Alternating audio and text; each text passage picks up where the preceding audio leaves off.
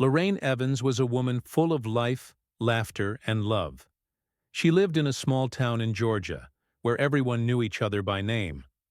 Lorraine was a 32-year-old school teacher, admired by her students and respected by her colleagues. She had a bright smile that made even the shyest children feel comfortable in her classroom. She had one son, Marcus, who was 10 years old at the time, and she was raising him on her own after her husband had passed away 3 years earlier due to a sudden illness. Life had not always been easy for Lorraine, but she faced every challenge with strength and determination. She was very close to her mother, Evelyn, a soft-spoken yet strong woman in her 60s who had always supported her daughter in every possible way. Evelyn had helped Lorraine raise Marcus and was like a second mother to him. The three of them made a small but happy family. Lorraine often said that her life was not perfect, but it was full of love, and that's all that mattered. On a chilly November evening in 1994, Lorraine had stayed late at the school for a parent-teacher meeting.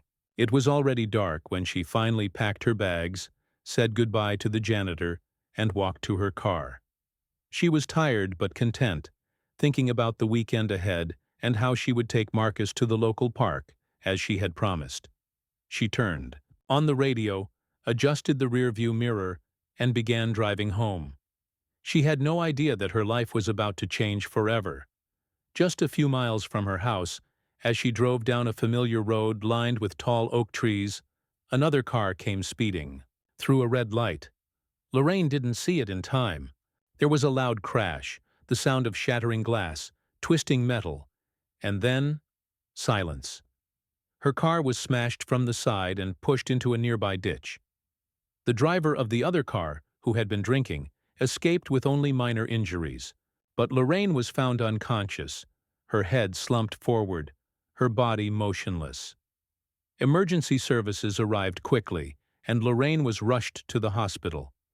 Her mother was called in the middle of the night, and Evelyn's hands trembled as she picked up the phone. The words hit her like ice. "There's been an accident. Lorraine is in critical condition." Evelyn rushed to the hospital with Marcus, who was still in his pajamas, half asleep and confused.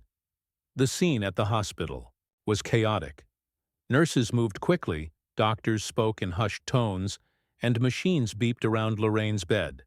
She looked peaceful, almost like she was sleeping, but the swelling in her brain was severe. The doctors explained that Lorraine had suffered a traumatic brain injury. Her heart was beating, her lungs were working with the help of machines, but her brain had gone into a deep, unresponsive state. She was in a coma. The doctors were honest with the family. They didn't know if Lorraine would ever wake up. "Some people never come back from this," one of them said gently. "You should prepare for that possibility." Evelyn couldn't accept it.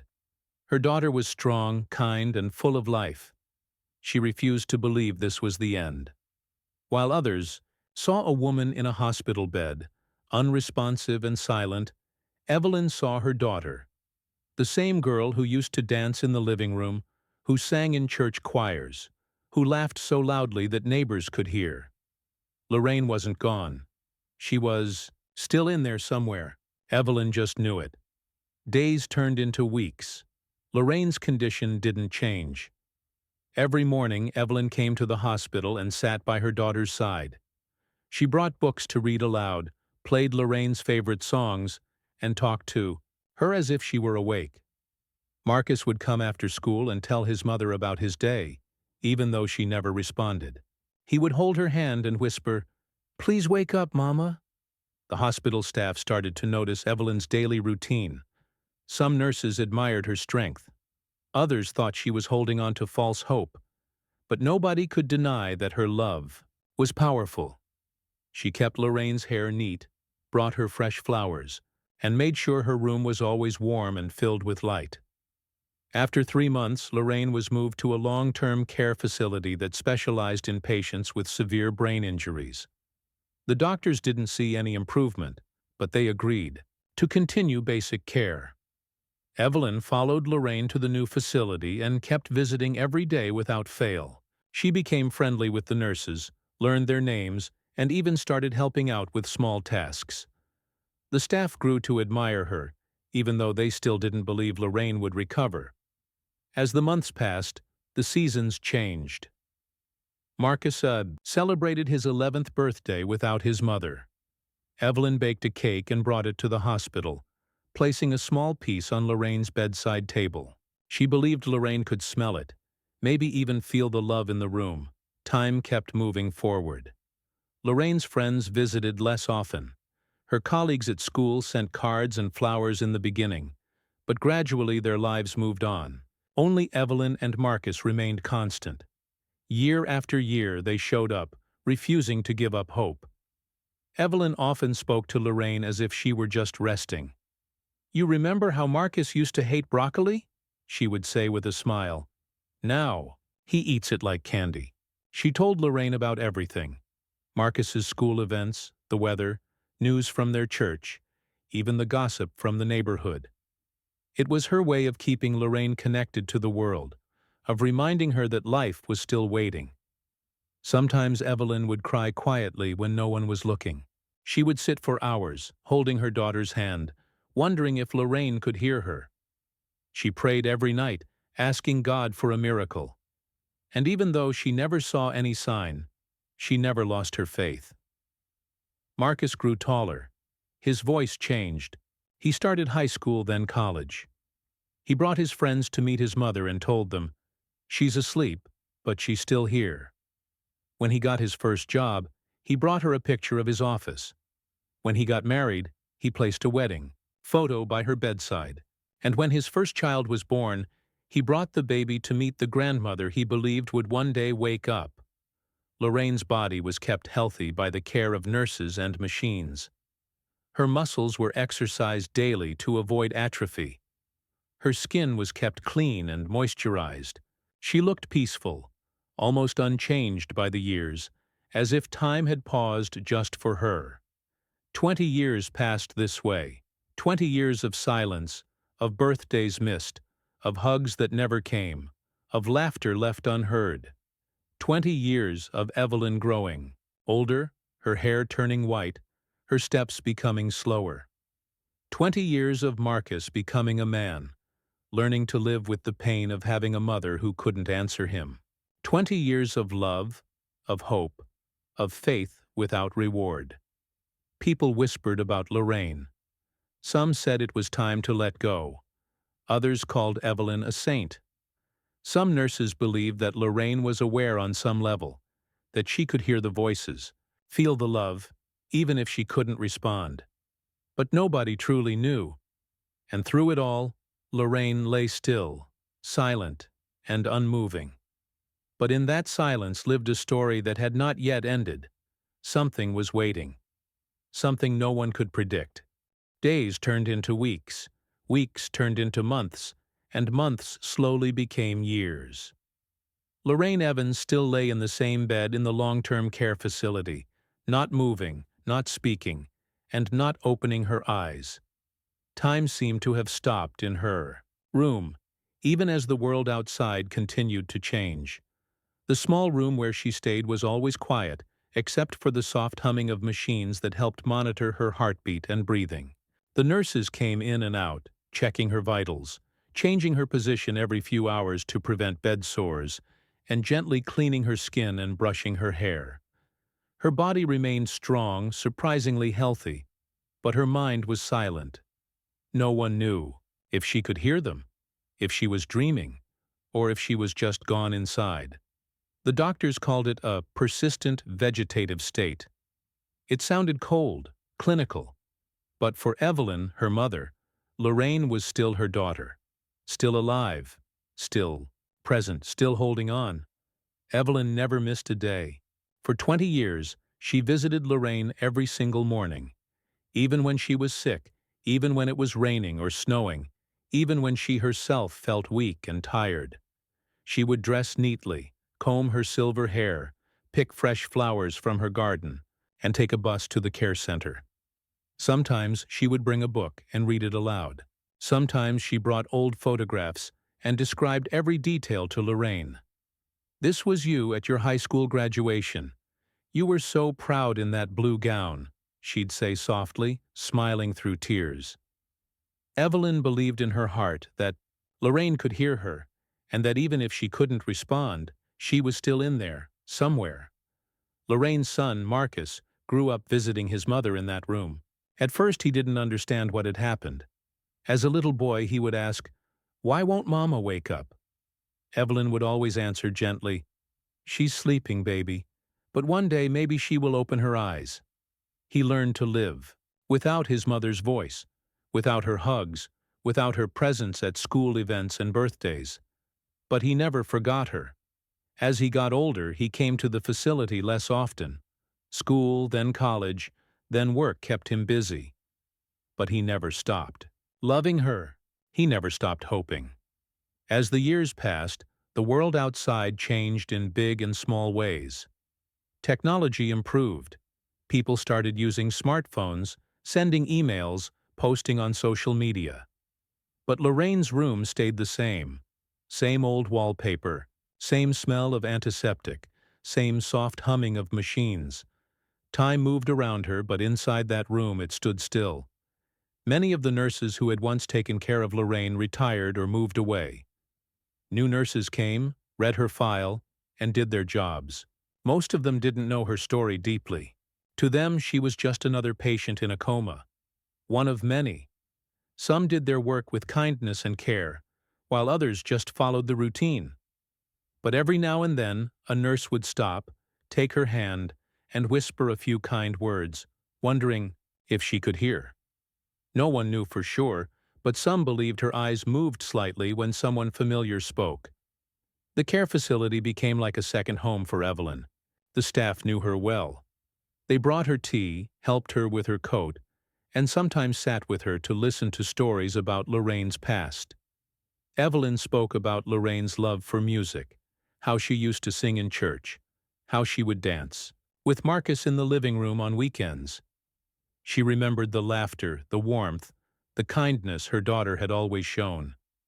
She held on to those memories as tightly as one holds a lifeline in deep waters. But not everyone believed in miracles.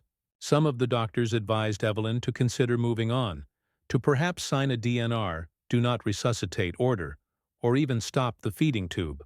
"She's been like this for so long," one doctor said gently. "There's almost no chance she'll wake up now." But Evelyn always shook her head. "You don't know my daughter. She's strong. She's still fighting." Marcus now, a grown man, supported his grandmother's decision. He visited when he could, brought his wife and later his children to see Lorraine. The children, too young to understand, would sit quietly and sometimes color in picture books while Evelyn talked to Lorraine.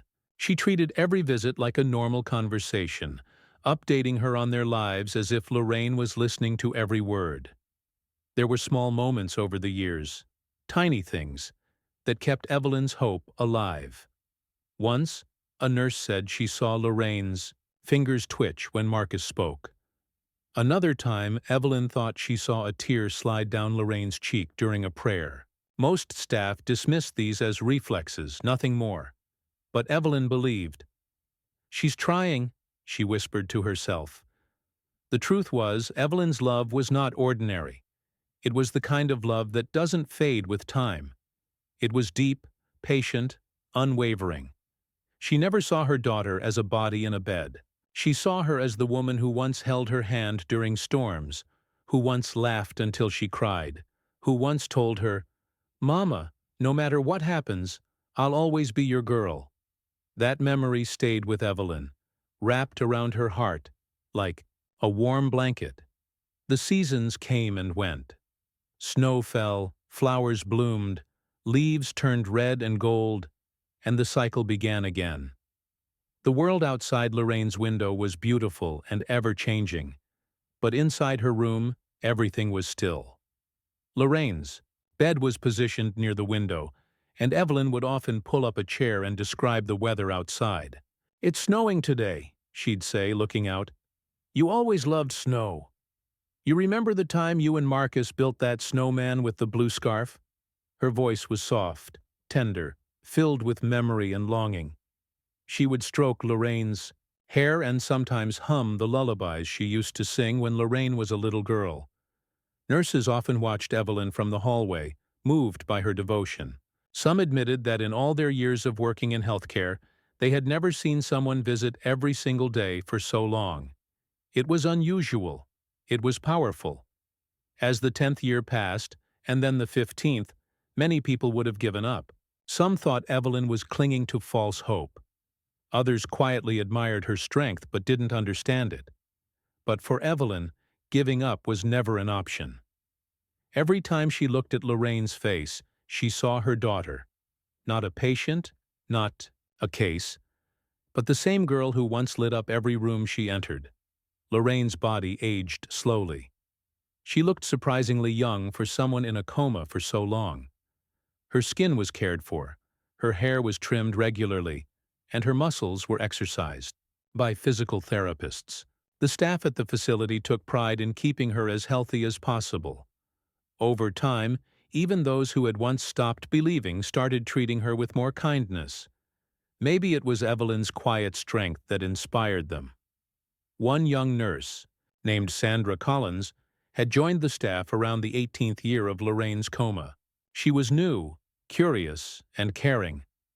She read Lorraine's file, heard about her story, and was deeply moved.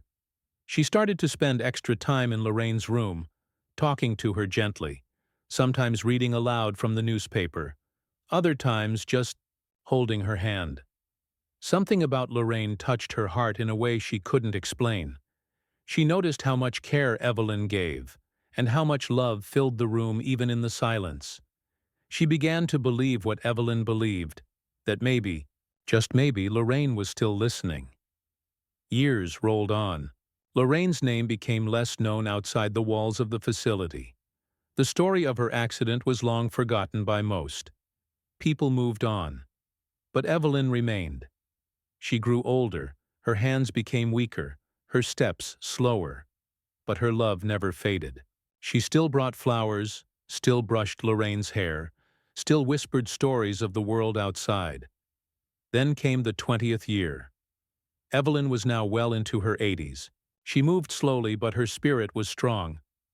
Marcus had 2 children now, and they sometimes asked why Grandma Lorraine didn't talk or move. He didn't know how to explain it fully, but he always said, "She's just resting for a long time, but she's still here." No one could have imagined what was about to happen. All those years, Lorraine had remained quiet.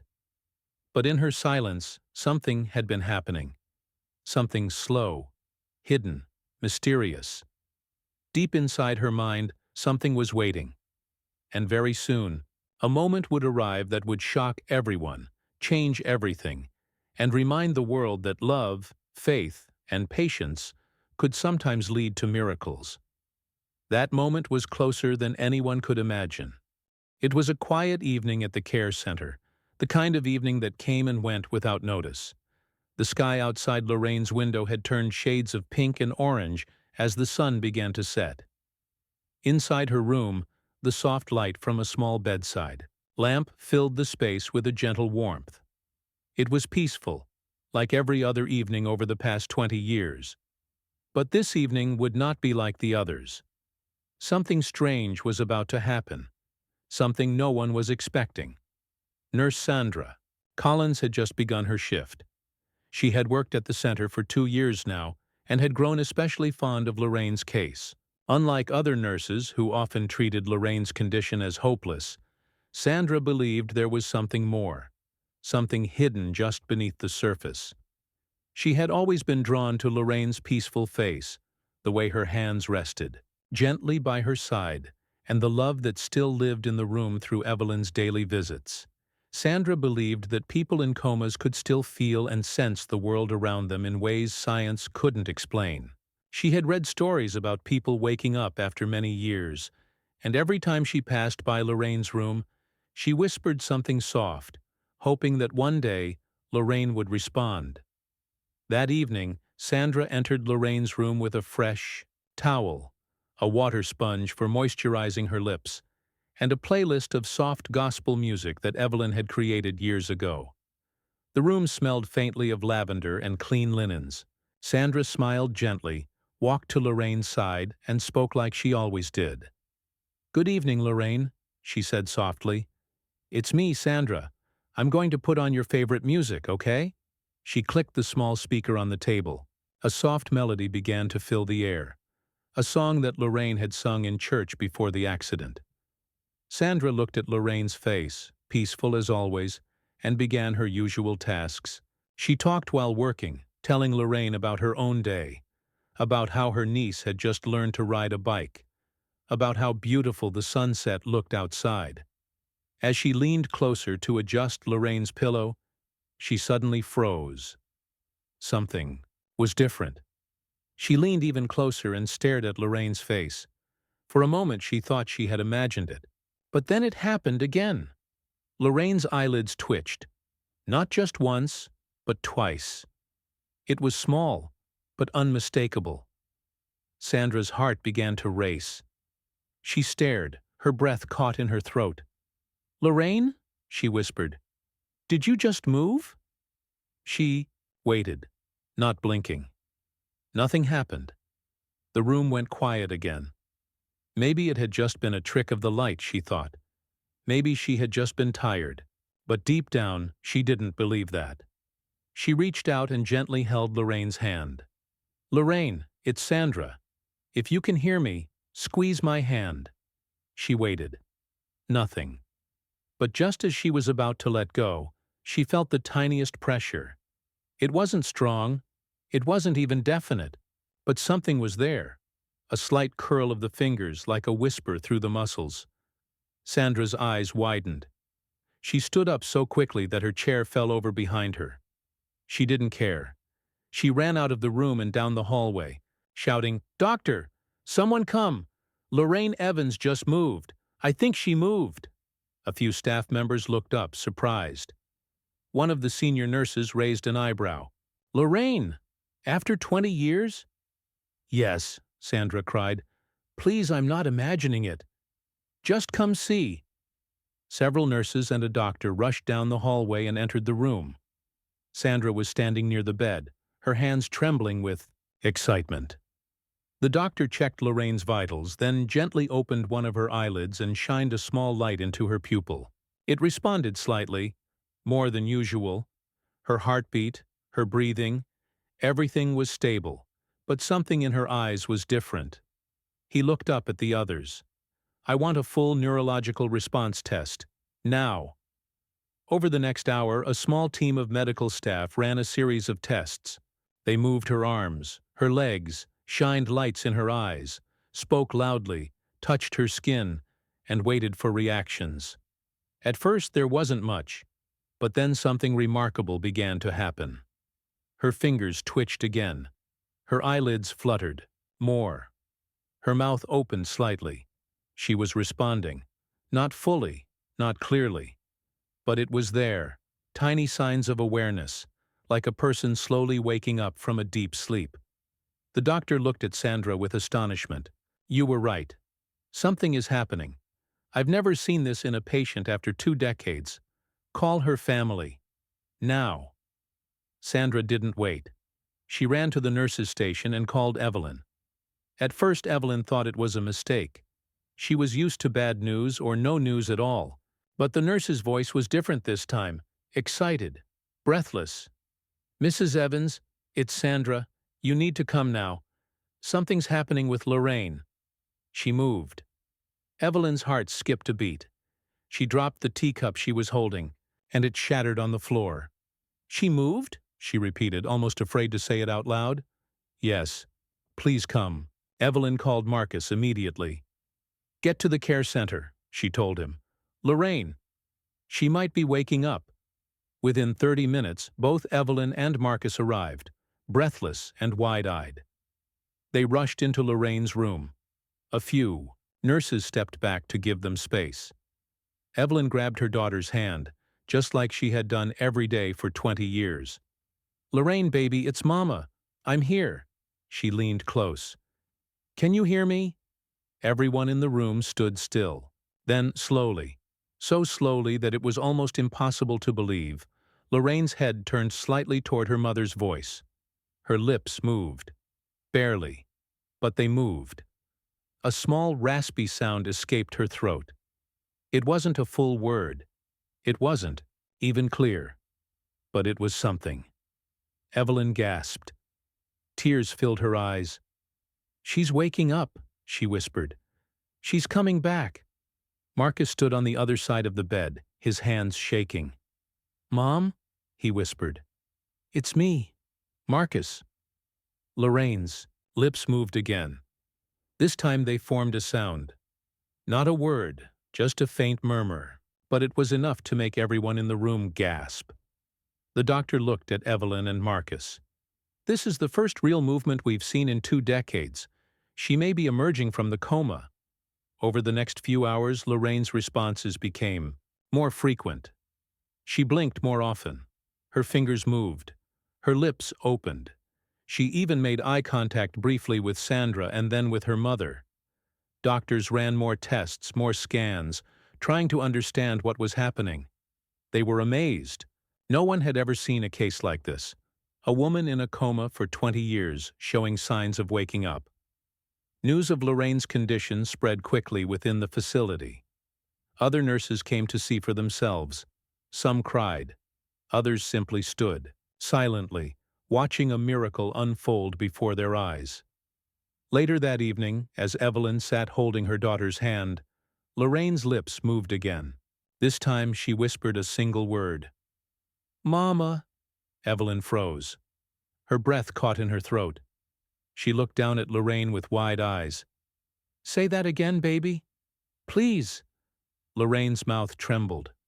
Her voice, dry and weak, pushed out another whisper. "Mama." Evelyn began to sob. She placed her forehead on her daughter's hand, whispering, "Thank you, God. Thank you." That night, neither Evelyn nor Marcus left the care center. They stayed by Lorraine's side, watching, waiting, hoping. Every few minutes she would blink, or move her fingers, or whisper something too soft to understand. But it was enough. After 2 decades of silence, Lorraine was finally beginning to return. The doctors explained that it would take time. Her brain had been asleep for so long that it would need to relearn everything: how to speak, how to move, how to eat. But the fact that she was responding at all was a miracle. Sandra was praised by the staff and doctors. If she hadn't noticed that tiny movement, no one might have realized Lorraine was waking up. Her sharp eyes and gentle heart had made the difference. That one evening had changed everything. And as the days passed, Lorraine continued to show more signs of waking. Her eyes followed voices. Her mouth moved more. She even squeezed Evelyn's hand firmly one morning and smiled. Faintly, but clearly. The impossible had begun. After 20 silent years, Lorraine Evans was coming back. Lorraine Evans was no longer just a silent figure lying in a hospital bed. Something had changed deep inside her. Something powerful and mysterious. After 20 long years of being in a coma, she had whispered the word, "Mama." That single word had broken the silence of 2 decades. It was like the first light after a long, dark night. Everyone in the care center felt something special had happened. It was a moment that brought tears to the eyes of nurses, doctors, and even the cleaning staff who had passed her room for years without expecting anything to change. In the days that followed, Lorraine's body slowly showed more signs of life. Her eyelids moved more often. Her eyes would open and stay open for a few seconds at a time. She blinked at voices, especially when Evelyn or Marcus were speaking. Her fingers twitched, sometimes moving slightly when someone held her hand. They were all small signs, but after 20 years of no movement, they felt huge. Evelyn was there every single moment, just as she had been for 2 decades. But now her visits were filled with hope, instead of quiet sadness. She talked to Lorraine like always, but now with more excitement, more joy in her voice. "Do you hear me, baby?" she would say softly. "You're coming back. I knew you would." I told them you were still there. Doctors and specialists from other hospitals started visiting the care center. They couldn't believe what they were hearing. Cases like Lorraine's were extremely rare. Some of them had never seen a person wake up from such a long coma. Her story quickly spread beyond the hospital. A local news reporter came to interview the doctors, and soon stories about Lorraine were being shared online, on TV, and in newspapers. People from around the world began sending messages of support, calling it a miracle. But behind the miracle was a long journey. Lorraine's body had been asleep for 20 years. Her muscles had weakened. Her joints had stiffened. Her throat was dry and her voice was barely more than a whisper. Waking up wasn't like flipping a switch. It was like learning how to be alive again, step by step. A special team of physical therapists, speech therapists, and neurologists was assigned to help her recover. They gently stretched her arms and legs, moved her head side to side, and massaged her muscles every day. They encouraged her to try simple things, blinking once for yes, twice for no, squeezing a hand or moving a toe. Every tiny improvement was celebrated. Lorraine's first real smile came a week after her first word. Evelyn had been telling a story about Marcus as a child, how he once tried to wash the cat and ended up getting scratched all over. Evelyn laughed at the memory, and suddenly, she saw something amazing. Lorraine's lips curved upward. A soft smile. Evelyn gasped and clapped her hands gently. "You smiled! Oh, baby, you remember that story, don't you?" Marcus was there, that day too, standing by the window. He saw it happen and rushed to his mother's side. "Mom," he whispered, holding her hand. "It's really you. You're really here." Lorraine's eyes moved slowly toward him. She blinked once. Yes. That moment made Marcus cry openly. He hadn't cried like that since he was a teenager. He kissed her forehead and whispered, "I missed you so much." Lorraine's recovery moved slowly but surely. The therapists introduced flashcards with simple words and pictures. They showed her a photo of a dog. "What is this?" they asked. Her lips moved silently. Then she whispered, "Dog." It was faint, but clear. Next came a photo of Marcus. "Who is this?" Her eyes stared at the image for a long moment. Then she murmured, "My boy." Every time she said something new, Evelyn cried tears of joy. "My girl is coming back," she would whisper. Piece by piece, word by word. Sandra Collins, the nurse who first noticed the signs, stayed close throughout Lorraine's journey. She visited her every day, sometimes even when she was off duty. Sandra had become like family. She felt a deep connection to Lorraine and to Evelyn. She sat by Lorraine's side, helped with feeding, brushed her hair, and kept encouraging her to speak more. "You're doing great," she would say. "You're so strong." Lorraine began to speak a little more every day. She was still weak, her voice soft like a breeze, but she was trying. One day Sandra asked her, "Do you know what year it is?" Lorraine's eyes moved slowly. 2000? She whispered. She didn't know the rest. The world had changed so much during her coma. Cell phones, the internet, new presidents, new music, new clothes. Everything was different. She had lost 20 years of her life. As her mind became clearer, memories from before the accident began returning. She spoke about her job at the library, about singing in church, about a friend named Carla, who used to bring her homemade cookies. Evelyn gently told her the truth about Carla, that she had passed away during the years Lorraine had been asleep. Lorraine was silent for a while, then tears rolled down her cheeks. She was feeling everything: loss, confusion, sadness, but also joy and love. She was alive again. One of the hardest moments came when Lorraine realized how long she had been in the coma. It was Marcus who explained it gently. "Mom, you've been asleep for 20 years. I was 5 when it happened. I'm 25 now." Lorraine stared at him, shocked. She looked at his face, now full of stubble, no longer a little boy. 20 years, she whispered. He nodded. But you're here now. That's all that matters. She wept, not because she was angry, but because she had missed so much. She had missed his childhood, his first day of school, his graduation, everything. Evelyn held her hand and whispered, "You didn't leave us. Your body was sleeping, but your spirit stayed. You're still with us, Lorraine." There were also moments of joy.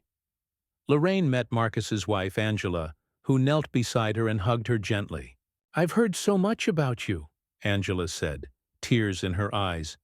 "Your son talks about you every day." Lorraine smiled weakly.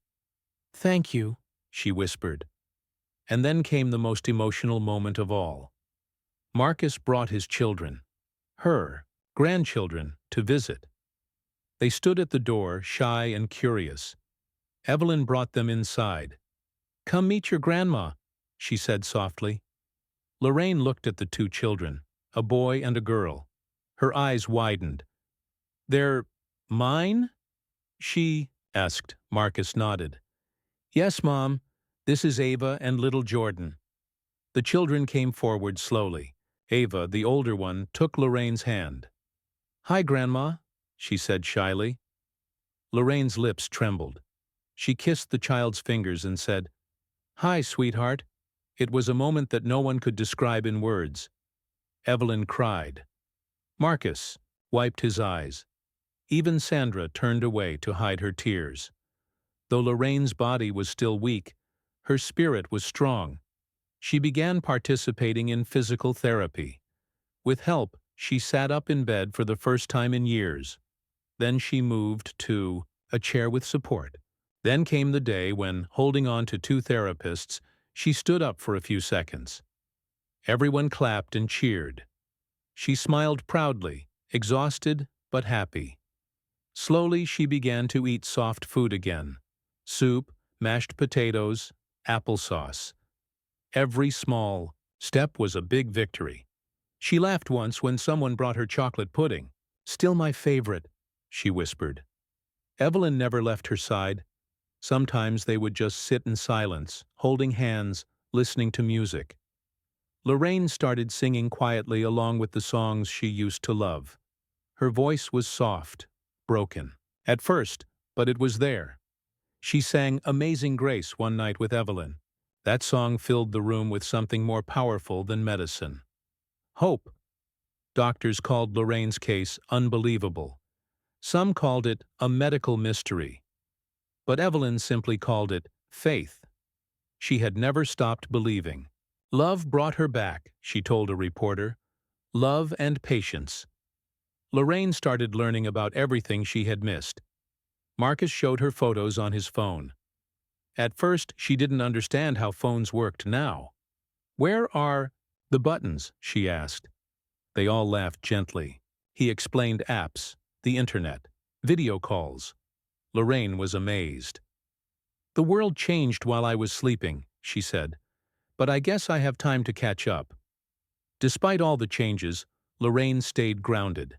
She wanted to walk again, talk more clearly, and maybe one day go outside to see the sun, the trees, the birds she loved. Her recovery was not quick, but it was steady.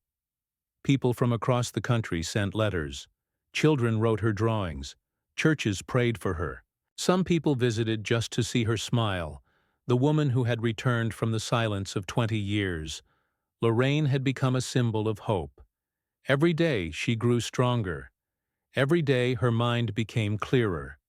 She asked about her past, about people she loved, about things she missed. She even began planning for the future. And one evening, as Evelyn was getting ready to leave, Lorraine whispered something. "Thank you, Mama. You never gave up on me." Evelyn kissed her forehead. Never. Not for 1 second. The bond between mother and daughter had never broken. Not in 20 years of silence, not in pain, not in distance. It had stayed strong, and now it was guiding Lorraine back into life. The world that had once forgotten her was now cheering for her. Lorraine. Evans had awakened not just from a coma, but into a second chance at life. After years of darkness, Lorraine's life was beginning to bloom again, but this was just the start of a very long and challenging road ahead. Waking up after 20 years was not just about opening her eyes and whispering a few words. It meant learning to live again in a world that had changed so much and rebuilding her own life from scratch. Her body was weak, her mind was confused, and every day brought new struggles. But through it all, Lorraine, Evelyn, Marcus, Sandra, and the whole team around her never lost hope. The first few months after Lorraine began showing signs of consciousness were filled with small victories and big challenges. Each day was a test of patience, strength, and love. Her muscles were so weak that she could barely lift her arms. She had trouble swallowing food and even breathing deeply without help. Her speech was barely understandable. She could say simple words, but making sentences was a mountain to climb. Physical therapists worked with her every day. They helped her stretch tight muscles and moved her limbs carefully to stop her joints from stiffening. Sometimes she cried, from pain and frustration. It was hard to believe that this was the same woman who had once run, danced, and sung in her church choir. But Lorraine had a fire inside her. She was determined to get better. Every time she took a step, no matter how small, it was a miracle in itself.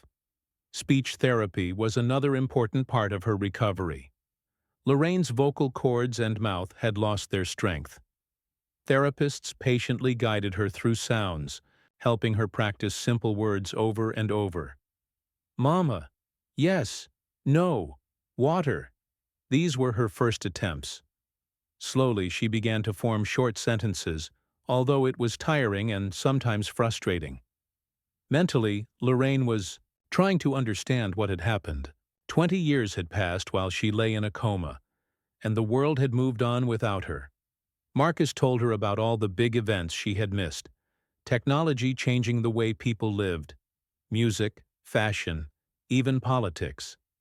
He showed her photos and videos on his phone, explaining everything patiently.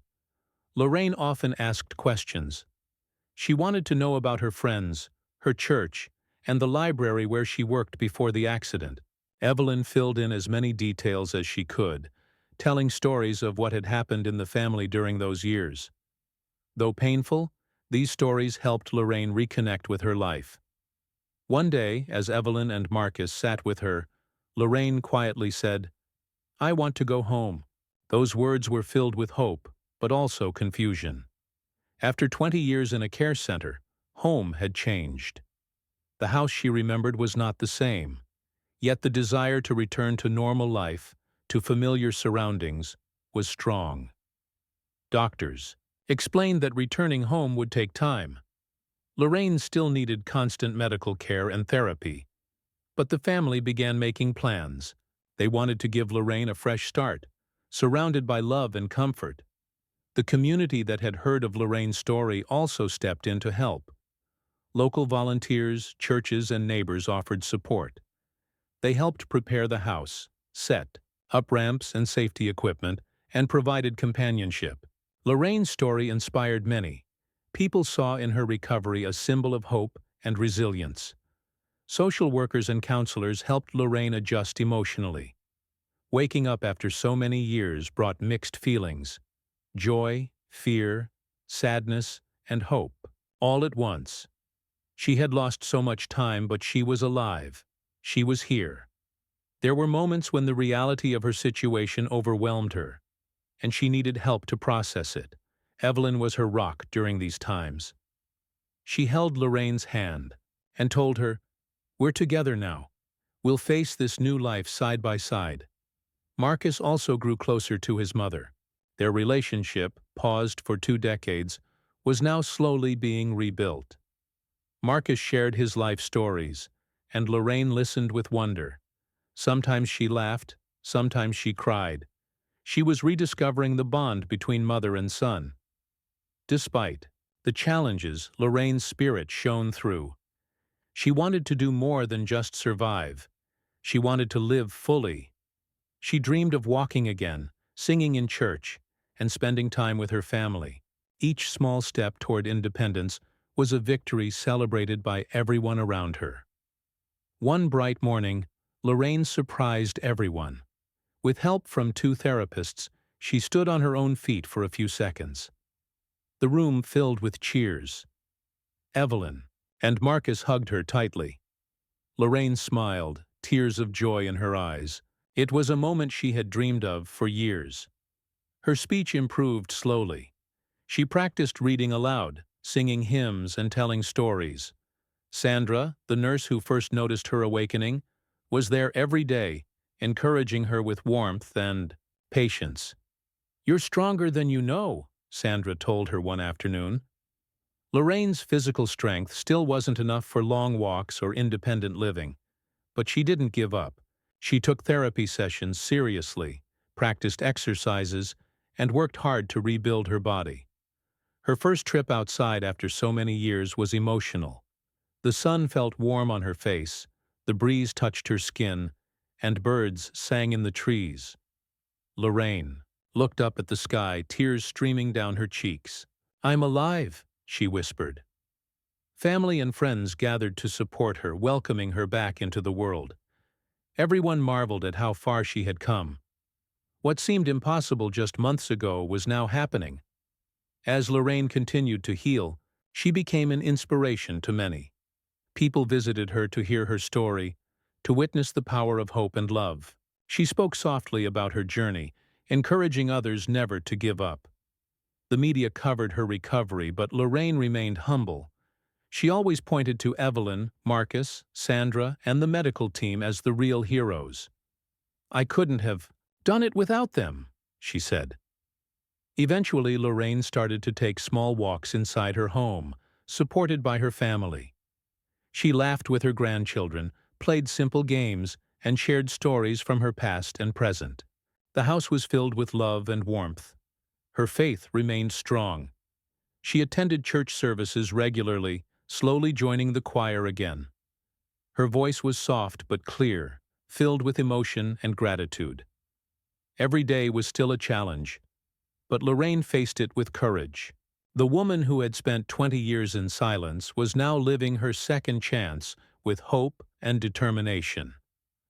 Her story reminded everyone that life could surprise us in the most unexpected ways. That even after years of darkness, light could return.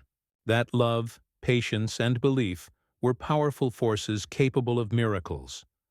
Lorraine Evans' journey was far from over, but she had already won the greatest victory, coming back to life and love after 20 years of silence.